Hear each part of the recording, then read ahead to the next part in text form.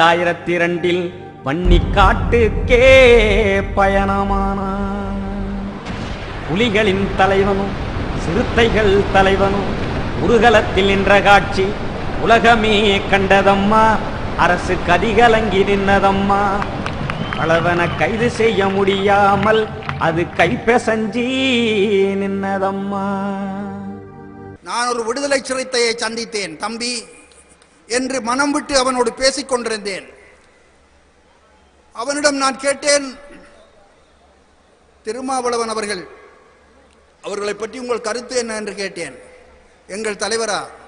அவர் தம்பியின் தம்பி என்று சொன்னான். எனக்கு ஒரு நொடிப்பொழுது அதை புரிந்து கொள்ள நேரம் எடுத்தது. புரிந்து கொண்டு இனி கேட்கலாம் என்று நினைத்து அவனிடம் கேட்டேன், தம்பி